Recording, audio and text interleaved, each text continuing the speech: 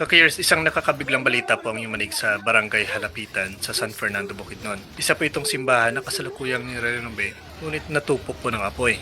Nangyari po ito pasado alas 7 ng umaga sa March 23 kung saan mabilis po na kumalat ang apoy at tuluyang nilamon po ang ilang bahagi ng istruktura. Ang simbahan nga po ito ay gawa po sa kahoy. May mga lumang electrical lines, may bahagi pang pansamantalang plywood habang renovation. Kaya kapag may spark o maliit lamang na apoy, seconds lang pwede nang kumalat. Hindi dahil hindi banal ang lugar, kundi dahil physical materials na madaling masunog. Ngunit higit pa po sa mga usok at abo, sumiklab din po ang iba't ibang paratang, mga haka-haka tungkol po sa ating relihiyon at pananampalataya. Nasunog nga po ang simbahan na ito at agad po nagsusulputan ang mga komento online. Kung titingnan po natin sa comment section, ako po bumabaha ang mga batikos ng mga kapatid natin sa bayang pananampalataya. Ang iba sinasabi, disclaimer po, di ba tahanan niya ng Diyos at mga santo na pinapanalangin ng mga tao? Kung Diyos sila, bakit hindi nila magawang mapatay ang sunog o ang apoy? Di ba naniniwala tayo na ang Diyos ay makapangyarihan, kataas-taasan at walang katulad siya? Din ang bawal sa tao na huwag sumamba sa mga Diyos-Diyosan pero sadyang ang tao ay likas na makasalanan at masuwayin. Yung isa naman sinasabi, dapat talaga hindi tawaging bahay ng Diyos yan. Kung bahay ng Diyos yan, hindi masusunog yan. Hindi naman talaga templo ng Diyos yan. Tayo po ang templo ng Diyos. Ang isa pa po dito, sinasabing bawal magsamba sa mga rebulto eh. Ang isa pa po dito sinasabi na baka makasalanan yung pari dyan. Yan nga po ang direktang pag-uusga ng mga kapatid nating ito sa comment section. Now, alin ba dito ang totoo? At alin ang maling intindi sa Biblia? Dudurugin po natin ito bawat paratang. Hindi po natin gagamitan ng opinyon, kundi gagamit po tayo ng Biblia at tamang aral ng simbahan. Una po sa sinasabi nila, kung bahay yan ng Diyos, hindi dapat nasunog. Hindi naman templo ng Diyos yan. Tao ang templo. Now, tama naman po na sabihing tayo ang pangunahing templo ng Diyos. In 1 Corinthians chapter 3 verse 16 sinasabi, hindi ba ninyo nalalaman na kayo'y templo ng Diyos? Pero importanteng pansinin po na hindi sinasabing walang ibang bagay na pwedeng tawagin para sa Diyos. Hindi rin po sinasabing kapag gamit ng Diyos, hindi pwedeng masira. In fact, sa Biblia mismo, may mga bagay po para sa Diyos na nasunog. Sa lumang tipan po in 1 Samuel chapter 4, nasira ang tabernacle area. Nakuha ang Ark of the Covenant. Nawasak at sinunog ang Shiloh in Jeremiah 7:12-14. Ang tanong pa natin dito, yun ba ay patunay na hindi iyon para sa Diyos? Hindi po. Ang ibig sabihin po ay nagkaroon po ng trahedya. Kahit po ang pinakabanal na lugar ay nasisira. Sinunog po ng Babylonia ang Temple of Solomon. Sinira ng Rome ang Second Temple. Now, ang tanong po dito, hindi ba iyon ang bahay ng Diyos sa lumang tipan? Absolutely yes. Pero nasunog pa rin. Bakit? Kasi ang kahoy ay tagos ng apoy. Hindi po unlimited miracle proof all. Ang pagkapinsala po ng simbahan ay hindi po patunay na hindi ito kay God. Patunay ito na totoong mundo, totoong apoy, totoong materyales ang nasusunog. Ang mahalaga po dito, ang Diyos ang tunay po na tahanan natin, hindi po ang building. Pero ang simbahan po ay lugar ng pagsamba, hindi kalaban ng katotohanan. Maliwanag po yan. Sunod po sa paratang dito ay, kung tahanan ng Diyos at mga santo yan, bakit hindi nila pinatay ang apoy? Well, ganito rin po ang argumento ng mga hindi naniniwala. Kung Diyos, bakit may sakit? Kung Diyos, bakit may baha? Kung Diyos, bakit may digmaan? Ang tawag po dito, problem of evil. At matagal nang sigalot yan ng Biblia. Now, in biblical pattern, God allows suffering but never abandons us. Pinapayagan niyang masunog ang Jerusalem in Jeremiah 52. Pinayagan niyang mawasak ang temple in 2 Kings 25. Pinayagan niyang mamatay ang karamihan sa martyrs. Pinayagan niyang dumanas ng krus si Jesus mismo. Kung tatanungin po natin, kung mahal ng Diyos si Jesus, bakit hindi niya pinigilan ang pagsugat o pagsipa o pagpako sa ating Panginoong Jesucristo? Diba? Ang sagot po dito ay, ang himala ay nasa layunin, hindi po sa pag-iwas sa lahat ng sakuna. Now, ito po ang spiritual truth. Ang mga santo, hindi po fire extinguisher. Ang Diyos, hindi emergency button. Nagpapakita po siya ng himala kapag may layunin, may mensahe, may conversion, may kailangang ipakita. Pero kung lahat po ng bagay na may santo ay hindi masusunog, nako po, wala nang pagsubok sa tao. Wala nang sakripisyo. Wala nang libreng pagpapasya. Wala nang realidad ng buhay. Ang higit po na mahalaga dito, hindi sila nagpatay ng apoy, pero wala pong namatay. At iyon po ang mismong halaga ng himala. Hindi po ang pader, kundi ang buhay. Nasunod po sa argumento dito, bawal ang rebulto, sabi ng Biblia. Well, ito po ang pinaka-common at pinaka-misinterpret na talata sa buong scripture. Ang tinutukoy po nila madalas ay Exodus 20 verse 4, huwag kang gagawa ng larawang inanyuan. Paulit-ulit po yan. Pero hindi po nila binabasa ang sumunod na linya. Exodus 20 verse 5, at iyong sasambahin o paglingkuran. In short po, bawal ang ribulto na sasambahin bilang Diyos. Pero ang Diyos mismo po ay nag-utos na gumawa ng ribulto. Hindi po ito opinion, hindi po ito Catholic invention. Nasa Biblia yan mismo. The Ark of the Covenant. May dalawang estatwa po ng kerubin, Exodus 25 verse 18. Ang bronze serpent, utos siya ng Diyos mismo kay Moises, Numbers 21 verse 8.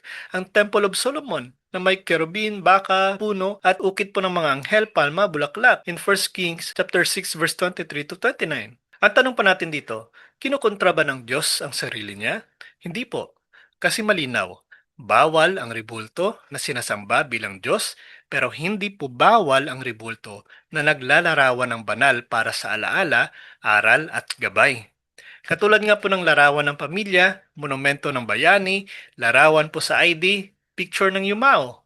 Hindi nyo po sinasamba yan pero nagpapaalala. Ganon din po ang mga santo. Hindi po sila Diyos. Hindi po sila sinasamba. Sila po ipinagdarasal para sa atin. At isa pa po dito sa argumento, baka makasalanan ng pari kaya nasunog. Ito pong pinakamalupit at pinakawalang basis na komento. In fact, ang sunog po ay nagmula sa naiwang kandila ayon po sa BFP. May engineering cause, human accident. Walang binanggit po na pari. Walang ebidensya, walang basihan. Kung susundin po natin ang ganitong logic, kapag nasunog ang bahay mo, makasalanan ka ba? Kapag nabangga ang sasakyan mo, masama ka bang tao? Kapag may bagyo, makasalanan ba ang Pilipinas? Ito pong biblical truth. Ang mga sakuna po ay hindi automatic punishment. Sa Luke 13 verse 4, sinasabi po ni Jesus na, akala ba ninyo mas makasalanan sila dahil nadaganan ng tore? Hindi. Ito po ang katotohanan. Ang pari po ay tao rin. Nagkakamali, nagkakasala, nagtatama, nagbabago. Pero kung ituro ang isang kasalanan o rumor bilang dahilan ng sunog, naku po, hindi po iyon aral ng Diyos. Iyon po ay paninirang puri. At alam naman po natin, do not bear false witnesses against your neighbor. Kasalanan din po yan sa commandments ng Diyos. Kaya ipinapakilala lang po nila ang kanilang sarili. Diba? Now, kapag may mga nangyayaring sunog po sa isang simbahan, mabilis po na kumakalat talaga ang mga usapan. May mga nagko-comment na patunay na mali ang relihiyon, hindi sila protektado ng Diyos, plastic lang ang santo, kaya nasunog, hindi yan bahay ng Diyos. Naku po, pero kung titingnan po natin ng malalim, hindi po yun ang tunay na mensahe. Hindi po ito proof na maling relihiyon ang Katoliko. Kung ang basihan po ng katotohanan ay kung nasusunog o hindi ang gusali, edi kahit bahay, paaralan o ospital, mali rin? 'Di ba? Lahat po 'iyon ay nasusunog minsan. Sabi nga po ng Biblia, 1 John chapter 2 verse 17, ang lahat po ng bagay sa mundong ito ay lilipas. Ang apoy po ay walang pinipiling relihiyon. Natural na pangyayari, hindi po espiritual na hatol. Maliwanag po 'yan. Hindi po ito patunay na plastic ang santo. Ang rebulto po ay kahoy, plaster at paint. Literal, gawang kamay, ginagamit bilang visual reminder. Kaya kung nasunog ang material, ibig sabihin po ba walang silbi? Hindi po, kasi ang rebulto po ay simbolo, hindi po Diyos. Kung nasusunog pong larawan ng nanay mo, ibig bang sabihin wala kang nanay? Hindi po. Nawala lang po ang larawan, hindi po ang taong minamahal mo. Now, hindi rin po ito katibayan na hindi bahay ng Diyos ang simbahan. Ang Diyos po ay hindi nakatali sa bubong, pader o altar. Ang Diyos po ay nasa puso po ng mga mananampalataya. Kaya kahit masunog po ang gusali, hindi po masusunog ang misyon. Hindi po masusunog ang pananampalataya. Hindi po masusunog ang Diyos. Kaya ang tunay po na paalala ng nangyaring sunog na ito, na sa harap po ng trahedya, tao ang mahalaga, hindi po ang gusali.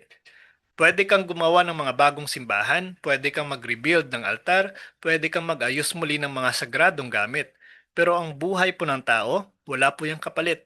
Hindi po yan mabibili, hindi po yan nire-repair. At ito pong pinakamahalagang detalye. Walang namatay, walang naulat na sugat, lahat po'y ligtas. Kung iniwan po ng Diyos ang lugar na iyon, dapat tao pong tinamaan, hindi ang kahoy. Di ba? Pero napansin niyo po ba, bahay lang ang tinira ng apoy, hindi po tao. At iyon po ang mensahe na hindi dapat baliwalain. God save lives, not buildings. Hindi po dahil mahalaga po ang simbahan, kundi dahil mas mahalaga po ang taong pumupuno nito. 'Di ba? Now, sa gitna nga po ng abo at sirang tabla, may mensahe pong mas malakas pa sa apoy. Hindi lang po tungkol sa pagkawala, kundi sa pag-asa. In Romans chapter 8 verse 28, sinasabi po dito, sa lahat ng bagay, gumagawa ang Diyos para sa kabutihan.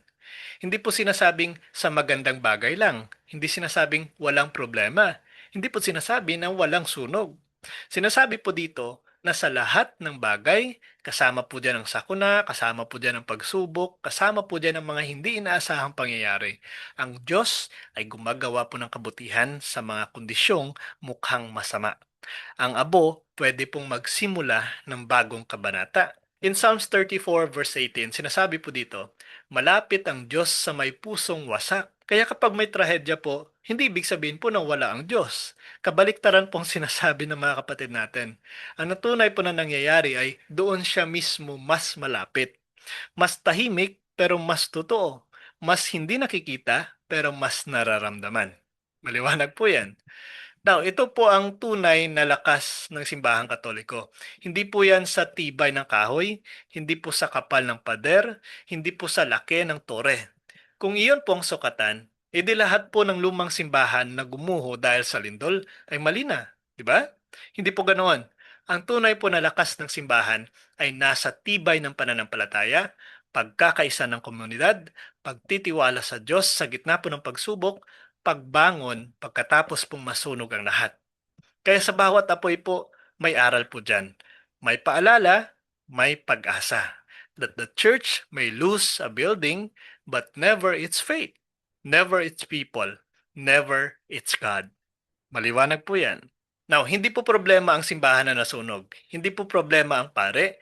Hindi po problema ang rebulto. Ang problema po ay ang maling pagbasa ng Biblia at maling akusasyon sa pananampalataya. Ngunit ang mabuting balita, ang simbolo ng kahinaan ay nasusunog. Ang simbolo ng kaligtasan ay walang nasaktan. At sa dulo po, ang Diyos ay hindi po nakatira sa kahoy. Nakatira po siya sa puso ng mga mananampalataya.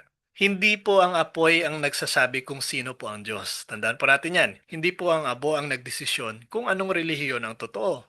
Ang tunay po na sukatan ay ito.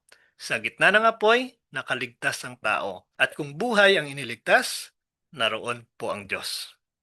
Huwag pong kalimutan na i-like at i-subscribe ang ating video upang matulungan din po natin ang channel na ito na lumago. God bless po sa ating lahat. Hello mga kapatid, follow and subscribe Mr. Curious Catholic. Marami tayong matutunan, mapupuno po yung ating isipan sa mga katotohanan. Dahil ang katotohanan na magbigay sa atin ng tunay na kalayaan. God bless. Hello mga kapatid, inanyayahan namin kayo, huwag niyo kalimutan mag-subscribe sa kay Bro Dance Oberio, Mr. Curious Catholic.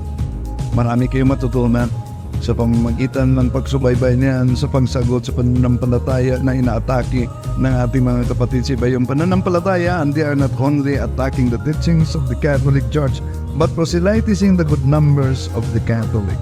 At sa pamamagitan sa pagsunutin niyo nitong Mr. Curious Catholic, Facebook page and YouTube channel, dami ninyong matutunan.